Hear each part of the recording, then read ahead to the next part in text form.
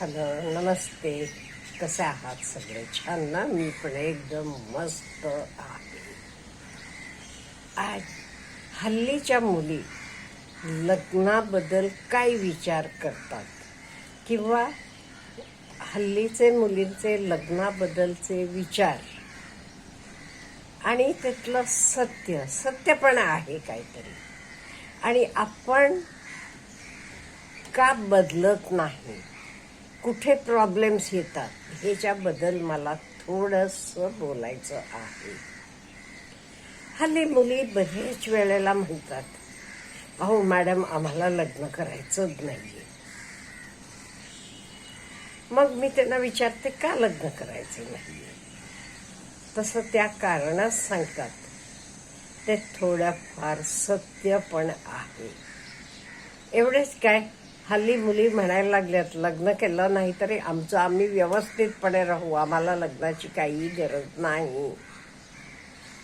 गरज आहे ती मुलांना, असं त्यांना वाटते. पण गरज दोघांनाही असते, मुलांनाही असते, मुलींनाही असते. ह्याच्या पलीकडे मी म्हटलं ना, काही मला पण पटलं. मुली सांगतात तर, मुली म्हणाल्या, आम्ही आज मुलांसारखं बाहेर जाऊन त्यांचे एवढं कमवून आणतो. फायनान्शियली आम्ही इंडिपेंडेंट आहोत, म्हणजे आम्ही बाहेर पण त्यांच्यासारखं काम करतो. पण घरी आल्यावर प्रत्येकाची अपेक्षा असते की स्त्रियांनी घरातलं पण काम करायला पाहिजे. म्हणजे तिथे करून आलो तरी आम्हाला काही सुटका नाही. घरी आल्यावर मुलं असतील, मुलांचा अभ्यास असतील, घरचं स्वयंपाक असेल, सगळं आपल्याला करायला पाहिजे. म्हणजे आम्ही मुलांची कामं करायला तयार झालोय आणि करतोय. पण आम्ही करत होतो ती कामं मुलं नाही करत. दोघंही एकत्र ऑफिसमधनं घरी आले तरी चहा करायचं असलं तर स्त्रीला किचनमध्ये जाऊन चहा करून आणावं लागते. नवरा मोबाईल बघत बसलेला असेल किंवा आणि काही करत असेल, म्हणून त्या म्हणतात, आम्ही कशाला हे मान्य करायला पाहिजे? आम्ही तुमची कामं करायला तयार झालोय, मग तुम्ही पण आमची कामं करायला पाहिजे. 50-50 लॉजिकली मला पटते बरं का. पण मी त्यांना म्हटलं, हो हे मला पटते, पण एक तुम्हाला लक्षात येते का, मुलाला जन्म देताना त्याला 9 महिने पोटात मोठं करणं हे सगळं आपल्यालाच आहे. म्हणजे देवानं पण कुठेतरी काहीतरी दोघांनाही वेगवेगळं निर्माण केलेलं आहे. हेच आपण काही त्यांना म्हणत नाही, तुम्ही पण 50% ह्यातलं काम करा म्हणून. हे झालं पहिला पॉइंट त्यांचा.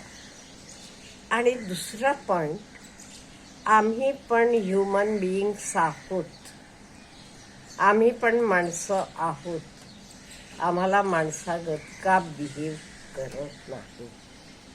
एस्पेशली म्हणजे त्यांचं म्हणणं, लग्न होऊन गेल्यावर, सासरी गेल्यावर नवऱ्याला काही बॅड हॅबिट्स असले तरी, तो दारुड्या असेल, सिगरेट फुंकत असेल, काही असेल, आम्ही मान्य करायला पाहिजे.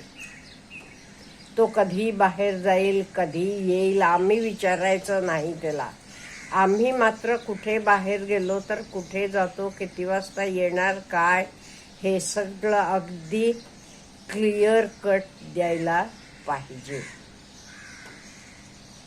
ह्याला माझं मत विचारलं तर मुलांनी पण एक म्हणजे नको असलेलं काही करू नये. तुम्ही सुद्धा बाहेर गेला तर तुम्ही कुठे जाता, किती वाजता येणार, हे सगळं घरातले व्यक्तीला, बायकोला असेल, आईला असेल, सांगायला पाहिजे. हे काही मुलींना एक रूल, मुलांना एक रूल असं नाहीये. आणि त्यांचं म्हणणं आहे, मुलींचं, सगळ्या गोष्टी आमच्याकडनंच अपेक्षा करतात. सगळ्या गोष्टी आमच्याकडनंच अपेक्षा करतात. सगळ्या गोष्टी म्हणजे काय, लग्न होऊन आल्यावर सुद्धा तिनं इथे सगळे घरातली कामं करायला पाहिजे, बाहेर जायला पाहिजे, मिळवून आणायला पाहिजे, मिळवून आणलेले पैसे सुद्धा आमच्याकडे द्यायला पाहिजे. असं काही म्हणाले. सगळीकडे असं असेल असं नाहीये. शेवटी घर हे दोघांचंही असते. त्यामुळे मुलींना वाटते लग्न झाल्यावर त्यांचे घरात जाऊन मोलकरणीगत राबण्यापेक्षा आमचं आम्ही इंडिपेंडेंट आहोत, आम्हाला गरज नाही, आम्ही लग्नाशिवाय राहू शकतो, हे त्यांचं म्हणणं आहे. आता हे कितपत बरं आहे किंवा सत्य आहे? थोडंफार सत्य पण असेल. आपण मुलीला घरात आणल्यावर तिला पण एक व्यक्ती म्हणूनच वागवायला पाहिजे आणि तिला पण हे घरचे ना, हे आपले लोक आहेत म्हणून. आणि हे बघा, संसाराची दोन चाकं म्हणजे नवरा बायको दोघंही. त्यामुळे हे दोघंही सारखं एकमेकांना समजून घेऊन, एकमेकांबद्दल विश्वास, सर्वात मोठं गरजेची गोष्ट म्हणजे विश्वास. एकमेकांबद्दल विश्वास ठेवायला पाहिजे, विश्वासानं वागायला पाहिजे. आणि शेवटी गरज ही दोघांनाही असते. हल्ली बरेच मुली बोलताना मला म्हणाल्या, आम्हाला काही गरज नाही, आमचं आम्ही राहू शकतो. पण मुलांना शक्य नाही, त्यांना सगळ्याला बायको लागतेच की. स्वयंपाक करून घालायला, कपडे धुवायला आणि काय करायला सगळ्याला बायको लागते. आम्हाला तसं नाही, आमचं आम्ही इंडिपेंडेंटली राहू शकतो. अहो, संसार म्हणजे फक्त एवढंच नाहीये. इथे का नाही, दोघांनाही एकमेकांची गरज असते. शेवटी संसार हा दोघांचाही असतो. आणि मुलं बाळं, हे मुलांना सुद्धा लहानाचं मोठं करताना केवढा आनंद मिळतो. आणि आपली मुलं उद्या मोठी झाली, वेल सेटल झाली, छान झाली, सगळे त्यांचं कौतुक करतात, आपल्याला केवढा आनंद होतो. या सगळ्या गोष्टींचा विचार करायला पाहिजे. इथे कोणी जास्त नाही, कोणी कमी नाही. बायको सुद्धा कमी नाहीये. पूर्वी तिला कमी समजायचे, आता तसं नाहीये. दोघंही सारखे आहेत. एका गाडीचे ती दोन्ही चाकं आहेत म्हणून समजा. मग दोघांनाही इक्वल इम्पॉर्टन्स द्यायला पाहिजे आपण. त्यामुळे आता आपली सून घरात येते, ती नोकरी करून बाहेरून आल्यावर तिला आपण चहा करून दिला की काय चुकते? सासूनं असेल, नवऱ्यानं असेल, कोणी असेल, मला नाही वाटत काही ते चुकते असं. त्यामुळे आपले समाजाचं पण विचार करण्याची पद्धत आपण थोडीफार बदलायला पाहिजे.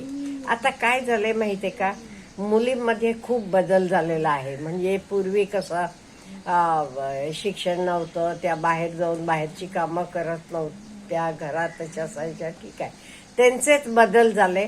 पण आपण बाकीचे समाज म्हणा, सोसायटी म्हणा, घरचे म्हणा, ते बदल एक्सेप्ट करायला किंवा आपण त्या अनुषंगानं बदललेलो नाहीत. त्यामुळे हे सगळे अप्स अँड डाऊन्स येतात. म्हणजे काय, तिथे बदल झाला, इथे मात्र बदल झालेला नाही. इथे अजूनही आपण पूर्वीचे काळी आपली आई आजी कसं सगळं घरातलं सांभाळत होत्या, घर सगळं बघत होत्या, तसं तिने पूर्ण बघावं असं आपल्याला वाटते. सगळं तिनं करावं असं. ती आपल्या बरोबरीनं बाहेर जाते, आपल्या बरोबरीनं कमवून आणते. मग आपण ह्या गोष्टी पण सगळ्या तिच्याकडनं अपेक्षा करायच्या का? At the end of the day ती पण एक माणूस आहे. तुम्ही ऑफिसला जाऊन आल्यावर दमता, मग तिला नाही दमणूक होत? हा आपण का विचार करत नाहीये. त्यामुळे मला वाटते आपण मुलींना पण समजून घ्यायला पाहिजे. उगीच मुली शिकल्या म्हणून सगळं बिघडलं म्हणतात, असं मुळीच नाहीये. जरा त्यांना समजून घेऊया तर आपलं घर संसार सगळं उत्तम होईल. शेवटी त्यांना पण पाहिजेच की आपलं म्हणून, ही अपेक्षा असणारच आहे. त्यामुळे हे आपण जरासं ऍडजस्ट करायला पाहिजे. आणि मुली पण मुलांना इक्वल आहेत, सेम आहेत, नुसतं तोंडी म्हणायचं नाहीये. आपले वागण्यात पण तर दिसायला पाहिजे, तर काहीही प्रॉब्लेम्स येणार नाही असं मला वाटते. आपल्याला काय म्हणायचं आहे, please let me know. Have a good day.